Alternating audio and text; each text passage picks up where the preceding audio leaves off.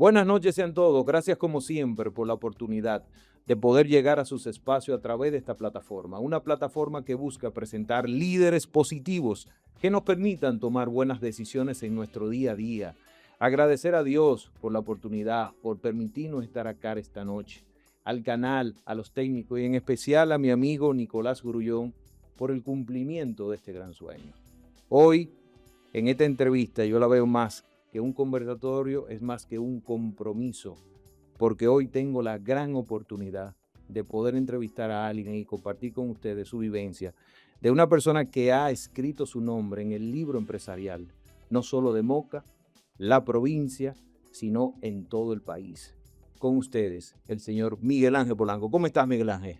Muy bien, Antonio. Muchísimas gracias por la oportunidad, por invitarme a tu gran programa. Eh, pues nada, vamos a ofrecer parte de toda nuestra vida laboral, empresarial, y vamos a conversar con nuestro público hoy. A mí me faltó decir que a través de tu disciplina, de tu voluntad, nos ha demostrado que los sueños sí son posibles. Y yo creo que cuando todos aquellos que estamos cerca de ti, que estamos en tu círculo de amistad, hemos visto a través de todo tu accionar, que cuando hay disposición, voluntad y hábitos saludables, todo es posible. De verdad que para nosotros es un grato placer como equipo y para mí como persona poder usarte para inspirar a ese grupo de jóvenes que hoy está en necesidad de un momento de poder tener guías o personas que lo guíen por un buen camino. Así es, con gusto, el honor es mío. Vamos a hablar del origen y dónde comenzó todo, Miguel Ángel. Hay historias que no nacen desde la comunidad, de la comodidad, sino desde la necesidad de responder a una realidad. ¿Cuál fue ese momento en tu vida donde entendiste que no podías quedarte como espectador y tenías que actuar? Bueno, el momento, como definirlo, básicamente yo creo que venimos de, de ejemplos de nuestro padre, de nuestra madre. En el momento que, que siento la necesidad de emprender, pues fue en el mismo que me integro a la empresa, al cual mi padre me dio la oportunidad. Pero desde que me integré en los departamentos, que empecé a participar, yo sabía que ahí no era, que lo mío era el emprendimiento. Porque desde joven, estudiantil, bachillerato, pues me encantaba el ahorro. Yo fui ahorrante desde niño y casualmente luego de que adquirir los conocimientos necesarios, pues también contaba con la base hecha por mí mismo para mi primer emprendimiento. Yo vengo de la producción avícola, mi primer negocio fue la crianza de pollos y cuando me lancé lo hice incluso con un propio capital que ya tenía, producto del ahorro de los salarios y de otras cositas que hacía aparte de eso. Y por ahí nació todo. Desde que vi la idea de que yo no pertenecía a un organigrama, se me lancé completamente. Estaba cursando apenas el segundo año universitario y fue ahí donde di el primer paso, de lo mismo que aprendí en la empresa de mi padre. Mira, Miguel Ángel, hablar del ahorro, yo creo que es un mensaje importante para esta generación. Una generación que a veces no piensa en el futuro, sino que está pensando en el día a día. Fíjate que a través de tu ejemplo y cómo esa palabra marcó mucho en lo que en un momento cuando se te presentan las oportunidades, tienes una base ya, porque fuiste en un proceso de ahorro y eso te sirvió como apalancamiento para desarrollar el emprendedurismo. Yo creo que es interesante ese mensaje que tú le mandas a la juventud de que no importa la edad, es comenzar a trabajar una disciplina de ahorro para que cuando llegue, cuando la oportunidad toque tu puerta, tú estar preparado. Es correcto. ¿Qué dificultades marcaron tus primeros pasos y qué aprendiste de ellas que hoy siguen consigo? Bueno, dificultades muchísimas. Emprender nunca va a ser fácil, sí lograble. Y muchas de ellas fueron los retos de aprender. Yo creo que cuando uno empieza a cultivar un emprendimiento, el reto es saber cada vez que caes, volver a levantarte. Esa es la base total. No hay tiempo para recuperarse, para volver a pensarlo, sino para echar hacia adelante. Entre las dificultades, más que todo fueron aprendizaje. Yo lo defino así porque por mucho que aprendiera en los 2 años que me desarrollé dentro de una institución bastante organizada como la de mi papá, pues cuando me vi en el juego en vivo, ahí fue que aprendí de verdad. O sea, nunca vas a tomar los conocimientos cuando estás en la escuela, sino cuando ya vas al momento real. Y básicamente, en resumida cuenta, el aprendizaje es la mayor dificultad. En tu vida, Miguel, cuando a todos nos ha pasado un tema de emprendedurismo, a veces hay que esperar el tema de la línea de la maduración, del crecimiento del proyecto. ¿En algún momento llegó en ti de qué te apegabas cuando a veces decías, bueno, voy a tirar la toalla? ¿Realmente buscaba otro proyecto o básicamente qué pasaba a nivel personal cuando a todos nos llega ese momento de resiliencia, esa caída que tenemos que levantarnos, que quizás decimos, pero estamos en el camino correcto, tenemos que cambiar? ¿De qué te apegabas en ese momento? Bueno, te voy a hacer una breve historia. Volviendo al ahorro. Desde niño, desde cursando el colegio, ni siquiera bachiller todavía, pues no sé si es genética, no sé si todos venimos con un fin a este mundo. Ya desde el colegio yo era negociante, intercambiaba postales de béisbol, vendía. eh, ya yo tenía inquietudes desde niño. Ahí fue también que empecé con el ahorro, siempre guardaba parte de mi recreo. En esos tiempos, pues llegué a hablar de tener 1,500, 2,000 pesos juntos, Wow. que para un niño eso era Sí. todo el dinero del mundo. Y yo creo que para responder tu pregunta, desde ese inicio también uno ve que tu genética te marca. Yo vengo de una madre súper emprendedora, ¿verdad? Como muchas de las personas cercanas a mí conocen ya la historia, pues no la tuve por mucho tiempo, pero lo que Dios me permitió ver de ella, fuera, hoy me veo en ella, porque era una persona incansable detrás de lo que buscaba. Y así me defino yo. Yo soy incansable cuando me trazo un objetivo.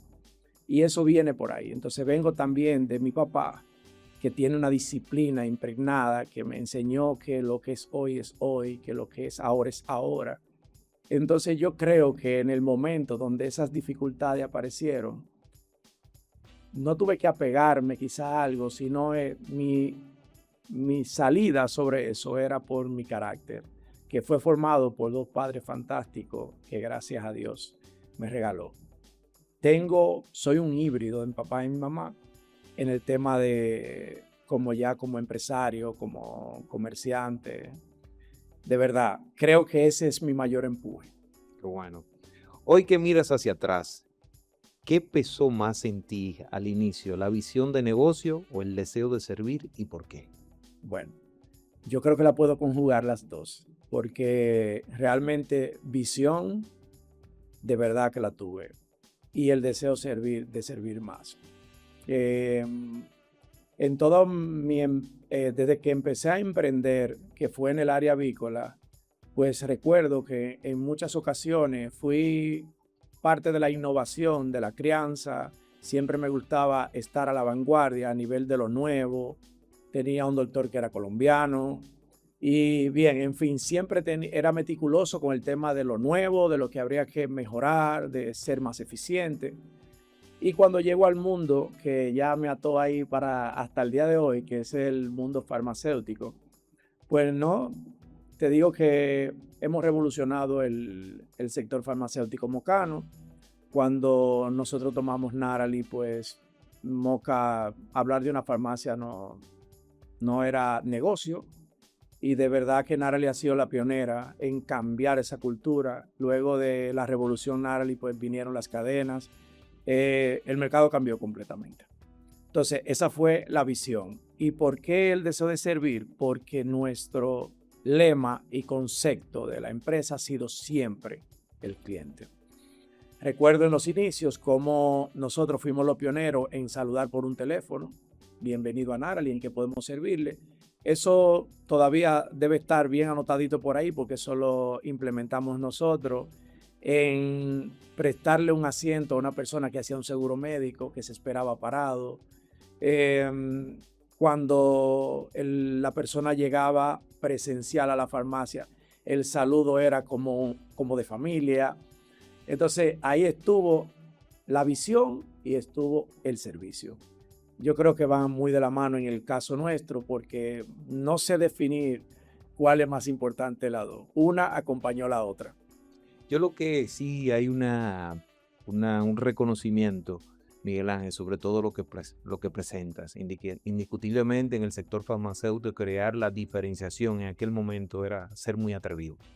Y la verdad, nosotros que estamos en el sector salud, vimos en todo lo que es el proyecto ese emprendedurismo distinto. Recuerdo perfectamente cómo llegaban a nuestras oficinas el tema del buen saludo de Narly. Y todos queríamos y creaste un patrón donde indiscutiblemente nos obligaste a todo el sector a montarnos. Fuiste una referencia positiva, claro, porque recuérdate que a veces los cambios que no son buenos no son sostenibles. Y fíjate cómo el servicio a domicilio, una serie de factores que a través de lo que fue esa diferenciación de servicio y convertir hoy este proyecto en lo que es, y tú lo dices Moca, yo le digo que ya es un reconocimiento nacional, porque ese libro ya tu nombre está escrito, de ti y de todo el equipo que te acompaña. Indiscutiblemente, ustedes crearon una diferenciación impresionante a nivel de servicio, reconocido desde lo más bajo hasta lo más alto. Así que de verdad, en nombre de todos y los mocanos, nos sentimos sumamente orgullosos. Gracias. Más orgulloso soy yo. Y mira, y te abundo un poquito porque en los inicios yo recuerdo que con un equipo de apenas 12 personas, pues los domingos en la tarde, que era el único tiempo hábil que teníamos, en farmacia se trabaja de 8 a 10 todos los días. Recuerdo reunirnos, el grupo, poner sillitas dentro de la misma farmacia y lo del saludo lo practicábamos. La reunión era tipo taller, tipo taller. Tenía el personal que pararse, hacer papel de cliente, atenderlo el otro tomar el teléfono. Se hacían ensayos para nosotros montar esa cultura. Y nos pusimos ahí cansados de la semana completa. El domingo teníamos que estar ahí en la tarde. Creo que era un domingo sí y uno no. O sea, eran 2 domingos al mes que nos reuníamos y realmente el equipo siempre respondió. Ahí se impregnó la visión y realmente nos bajamos a construirla. Porque de verdad que no llegó solo, no fue que lo dijimos y ya se hizo, sino que eso costó mucho, mucho esfuerzo. Cuando se construye un legado, al final se construye el propósito. Es correcto. Y vamos a hablar un poco sobre ese propósito, porque ya no es solamente un proyecto de un grupo de personas, Narolin ya es una marca mocana. Realmente ya ha diseñado lo que es un propósito de servicio. ¿En qué momento entendiste que lo que hacía iba más allá de vender medicamentos y empezó a convertirse en una responsabilidad humana? Bueno, realmente los emprendedores, creo que debo incluir a todo nuestro grupo, desde cualquier índole de negocios. Yo creo que nosotros, en mi particularidad, nunca vi el negocio de la farmacia como una venta de medicamentos, más que como un servicio a mi hijo, a mi abuela, a mi padre, o sea, a mi familia. Y era un ejemplo que le ponía siempre a los colaboradores cuando realmente veía falta o veía que el servicio bajaba, siempre le decía, nada más tenemos que imaginarnos que la doñita que vino a nuestro mostrador es mi abuela. Es que ahí hay una persona o que está padeciendo algún tipo de dolencia o tiene un niño que tiene fiebre. Bueno, en fin, poníamos todos los casos y eso revivaba mucho al personal. Y volvía el servicio arriba, porque eso da adentro. Entonces, la visión de Farmacia Narali de parte mía, yo creo que en ningún momento fue vender medicamentos. Siempre fue servir, siempre. Y así que se percibe ante la sociedad, Miguel Ángel. Un ejemplo, todo cuando hablamos de Narling pensamos en servicio. Es un tema más a mí me gustó mucho, yo estuve investigando mucho el tema del acompañamiento. Uno se siente acompañado y lo digo por experiencia propia. Hemos tenido adhesora, algún tipo de servicio a domicilio, siempre una respuesta oportuna y la verdad que Vuelvo y te digo, ya esto no es un proyecto de Miguel Ángel, esto es un proyecto de todos los mocanos. Y tengo que agradecer también a nuestro pueblo porque ha sabido en todo momento llamarnos la atención cuando no lo hacemos bien. Y en Narali tenemos por cultura también que las quejas nos encantan. Nos duele, pero nos encantan, porque es lo que nos hace mejorar cada día. Siempre he sido un muy buen receptor de la queja de cualquier mocano de nuestro pueblo, porque cada vez que no lo hacemos bien, al otro día hay reuniones, al otro día hay coordinación, al otro día nos trazamos la meta de que eso no suceda. Y eso ha mantenido la empresa siempre muy a flote, muy arriba, porque cuando uno se vuelve buen receptor de la queja, es que tú creces tanto como persona como empresario, tu empresa siempre va a estar arriba. Yo creo que con ustedes aplica mucho cero parecer. A veces tenemos empresas que parecen, correcto, en el caso ustedes son. Sí. Indiscutiblemente, vuelvo y te repito, es un reconocimiento en todos los sectores, del buen servicio, de ese proceso de crecimiento que vemos como una mejora continua, que a veces hay situaciones, me recuerdo el tema del pago a través de un verifón electrónico. ¿Cómo También ustedes fuimos pioneros ahí. fueron pioneros? ¿Cómo fueron manejando? Porque yo soy un usuario de Naralink, de verdad. Nosotros como familia, en tema de deshora, siempre hemos tocado la puerta y hemos visto esa mejora, esa facilidad, esa comodidad hacia el usuario, donde ustedes no se quedan tranquilos. Toda la semana y a cada rato son cosas nuevas que van a favor de esto. ¿Qué significa para ti estar presente en esos momentos donde la gente llega con urgencia y preocupación y no puede esperar? Bueno, con decirte que en una experiencia que pude vivir hasta que estuve dentro del equipo, porque hasta Narali, hasta sus 2 años, que tuvo una sola sucursal, que es nuestra principal allá frente a OIM, pues en muchas ocasiones estuve dentro del equipo, atendí pacientes, pues hacía de todo con ellos. Esa es la parte más bonita del inicio, cuando tú logras participar en la esencia de la empresa. Y no ahora que estamos en la dirección, pues nos gusta, pero ya no podemos abarcar tanto. Pero te comento, hay un caso que nunca olvidamos y es que estoy en la farmacia esa noche, está llegando la hora del cierre y se mandaban siempre a bajar las puertas ya para contar el dinero, para todo. Y cuando el gate está abajo, se desmonta una persona y toca un poquito fuerte. Estoy adentro y voy, levanto con mucho cuidado y le pregunto, y dice, Don, ¿usted puede hacerme el favor de venderme un medicamento? Me pasa esto, llevo un niño con fiebre. Pase adelante, se abrió la caja, se hizo todo el procedimiento. Y luego que cerramos, fue que entonces yo le hablé a mi personal en ese momento dado. Y le expliqué, mira lo bien que se siente cuando una persona tiene una emergencia y se le sirve. Yo sé que es peligroso, sabemos que no se debe hacer, el protocolo dice, después que una puerta está cerrada no se abre. Para mí eso no aplica en farmacia. Y siempre lo recuerdo, siempre es un tema que lo expongo en cualquier reunión, porque me tocó vivirlo y yo creo que también ese tipo de ejemplos fue lo que hizo la cultura de Narali, porque desde el principio basábamos todo en que lo primero era la emergencia de la gente. Y eso del niño que tiene fiebre, que puede convulsionar, siempre es el ejemplo perfecto para que todo el mundo ande rápido en mandarle su medicamento. Recuerdo que en la primera entrevista con el doctor Fernando, mi tío, a la hora de asumir el tema de la administración, él me decía, ¿tú sabes cuál es la diferencia entre una empresa manufacturera y de servicio de salud? Que nosotros trabajamos con gente. Un refresco puede esperar, un jugo puede esperar, pero una salud o la premura de alguien, un infarto o algo, no hay tiempo. Mientras la reacción sea lo más rápido, hay mayor oportunidad de salvar la vida. Sí. Y yo creo que tú lo has resumido muy bien en ese ejemplo que de verdad que es bastante válido. ¿Cuál ha sido uno de esos momentos que te ha marcado profundamente al punto de recordarte por qué haces lo que haces? Bueno, un punto, bueno, el tema, yo creo que ahí más que todo son las situaciones que se atraviesan con el crecimiento, como lo dije anteriormente. Como líder de equipo, pues no siempre ha sido color de rosa. Manejar colaboradores, manejar parte humana, pues siempre es un reto. Y no ha sido un punto en específico que pueda recordar, sino todas las dificultades que se presentan durante la creación de un proceso, de una administración, cuando empezamos a delegar, cuando confiamos en alguien y realmente no viene la respuesta. Esos son los momentos más difíciles. Yo creo que en el momento que he perdido un buen colaborador, ese ha sido siempre mi punto más difícil, porque hay que empezar de nuevo, porque hay que crear el talento nuevamente. Y básicamente lo defino como eso. Es una serie de, de dificultades que atravesamos en la creación del proceso. A veces se piensa que ser dueño de empresa, ser gerente, administrar un gran equipo, no tiene decisiones difíciles.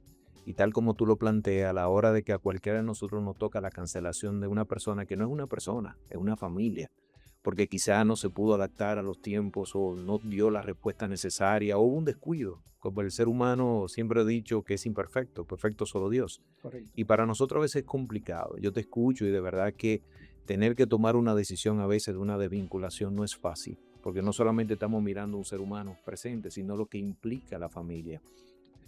A ustedes que están sintonizando en este momento, hoy tenemos la gran oportunidad de poder hacer un conversatorio, como lo definía al inicio, de un joven emprendedor que ha escrito su nombre en el libro empresarial, no solo de Moca, de la provincia y del país.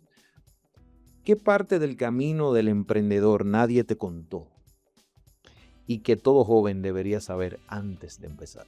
Bueno, yo creo que ahí la palabra más fundamental es el tema de la disciplina, el tema de la constancia. Eh, Cuando me hiciste la pregunta de qué era lo mayor que había enfrentado, de qué me sostenía en el momento en que venía la dificultad y que no podía seguir, yo creo que esa parte es la constancia. Cuando todo emprendedor lo entiende, pues va a lograr seguir durante el camino. Siempre. No puedes dejar, no puedes bajar. Siempre es adelante, adelante, adelante. Yo creo que eso es lo que define todo. Miguel, ese tema de a veces vemos a Miguel Ángel aquí sentado, pero detrás de ti hay una gran estructura. Indiscutiblemente hay un grupo de personas que también está en la empresa. No es fácil a veces. Nosotros como empresarios, que a veces el mismo país tiene dificultades, una serie de situaciones. ¿Cómo te sientes con ese rol de cargar con la responsabilidad de esas grandes familias que están detrás de ti? Personas que están dando el todo por el todo, que siguen la guía, que están inspirados en el tema que han asumido el propósito de la misma empresa. ¿En algún momento te has sentido, wow, cuando iniciaste con porque yo digo, y los jóvenes que nos están mirando, tú empiezas con un proyecto de 12, 20, 30 personas y cuando cerraste y abriste son 100, dices, wow, ¿y dónde yo estoy? ¿Dónde me he atrevido a entrar? Y hoy tengo una sucursal y cuando abro y cierro tengo 10. Entonces, indiscutiblemente, hay un momento que tú dijiste, wow, pero déjame yo tranquilizarme, porque a veces personas inquietas, y yo siento que tú eres muy inquieto, realmente esas metas, hasta que no se cumplen, no se sueltan. Llegó un momento que tú dijiste, déjame yo parar un poco, ¿y dónde que yo estoy? Como que tú dices, ¿qué pasa aquí? Sí, sí. Y sobre todo las situaciones por las que atraviesa la Sí. economía, cuando el negocio no va tan bien, pues vienen las bajas, sí. Creo que todo empresario la tiene. Y sí, sí, en un momento dado tú piensas, no, me detengo, ya no más, estoy cansado. Pero en mi caso particular, con mi estructura, yo creo que le he dedicado el tiempo correcto. Formé un gran equipo de trabajo. De verdad, si alguno de ellos me está viendo, pues son mi mayor orgullo. El liderazgo que he implementado en ellos, pues hoy está dando los frutos. Tenemos un gran organigrama que ha costado mucho. Narali apenas está cumpliendo 15 años en este año, pero es una empresa bebé. Ya sabemos las edades que le ponen los chinos y los japoneses a las empresas. O sea, Totalmente. nosotros estamos bebés todavía y gracias a Dios la estructura está muy fuerte, muy sólida. En cuanto al crecimiento, ¿por qué hoy no competimos con Carol, con cadenas súper grandes? Porque en un momento dado me tocó elegir entre crecer o organizarme y yo elegí organizarme. Recuerdo como ahora en nuestra octava sucursal, ahí había un debate si seguimos. Duramos a veces 2 años para poner la 9, que es la de Santiago. Y era por eso, porque realmente en un momento dado me enfoqué a organizar mi estructura, a fortalecerla, a ser más eficiente que grande, que sí es una decisión que una vez se tiene que tomar.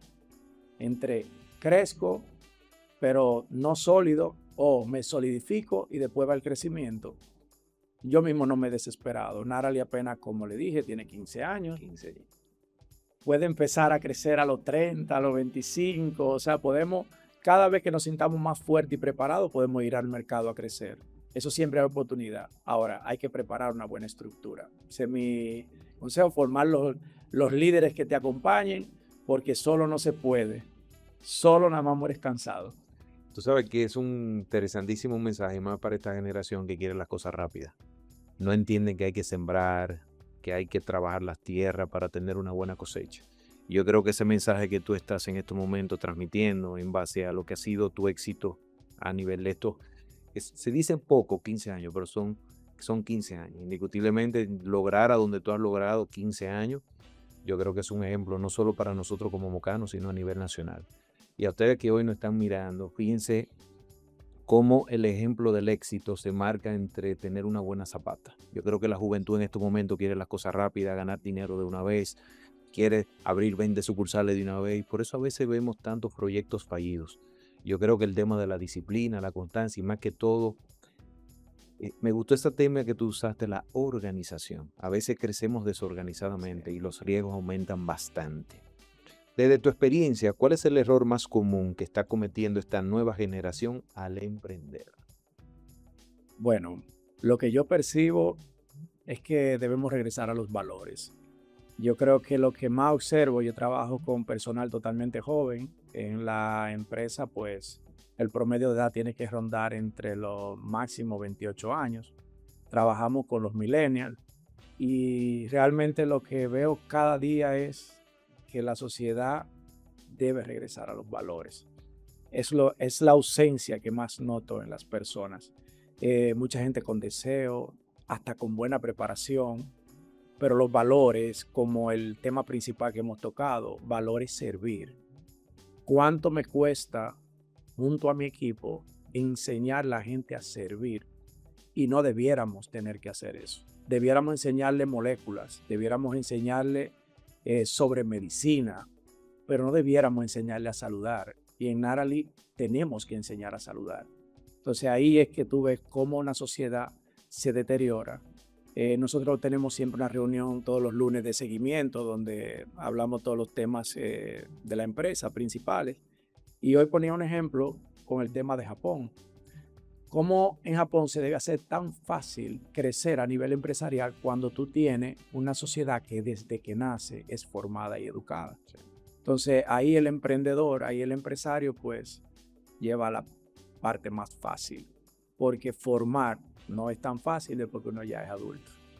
Entonces, si algo quisiera que los jóvenes hoy regresáramos a los valores, con lo que mencionabas de el mundo rápido, yo creo que es el mundo que va así.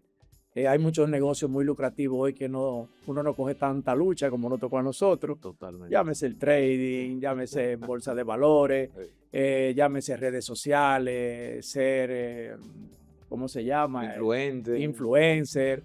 Pues de verdad lo promociono porque realmente debemos girar a nivel de cómo el mundo va. Pero básicamente despertar la paciencia en el joven de que aunque el negocio parezca fácil, la constancia, la disciplina es lo que te va a hacer el éxito en cualquier cosa que desarrolles. Básicamente es eso. Yo pusiera una palabra además, el apego. Exacto. A nosotros nos pasa como sector empresarial de que, y te escucho, y los otros días vi un debate a nivel de un grupo de empresarios, donde uno de nuestros retos es esta nueva generación, porque no son apegados. Hoy se levantan y te dicen, me voy. Pero ¿cómo te vas? Me voy. Me voy porque me están ofreciendo un nuevo trabajo. Nosotros en nuestros inicios, pertenecer a una empresa de renombre, eso era una cultura. Es correcto. Yo trabajaba en León Jiménez, yo trabajaba en industria Indueca, en Grupo Roja, en tal cosa. Eso te daba cierto prestigio y tuve gente con 20, 30, 40 años. Ahora vemos que la movilidad a nivel de empleomanía es muy alta, porque la persona no es muy apegada. Y de todo lo que tú mencionas, además de los valores, que yo creo que es el eje fundamental, el tema también de poder crear ese apego, esa pasión. Es como si estuviera viendo Instagram. voy cambiando rápidamente sin ningún tipo me identifico totalmente. Si pudiéramos también darle una pincelada al tema educativo. Entrar temas tanto en el colegio como en las universidades, entrar temas financieros reales, administraciones de conductas, o sea, temas básicos, porque a veces la educación está muy generalizada y no aporta mucho al tema principal.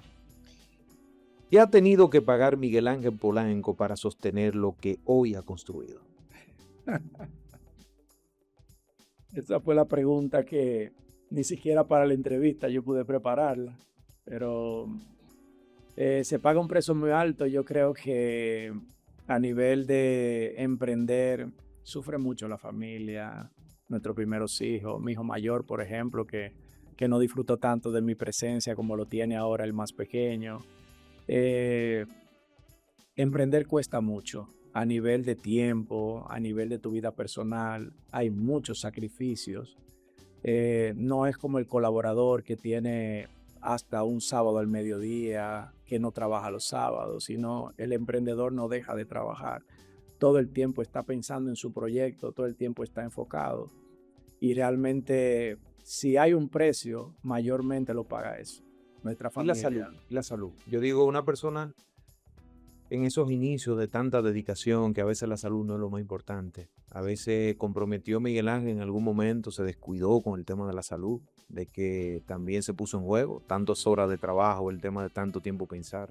Sí, dicen que de los 20 a los 30 años es la etapa donde tú quieres comerte el mundo de cualquier forma, y yo lo viví eso a plenitud. Y de verdad que ahí lo que menos importa es la salud.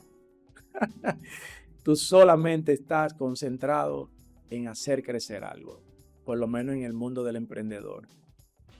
Toda esa etapa de mi vida no fue concentrado en mí, fue concentrado en el proyecto, todo.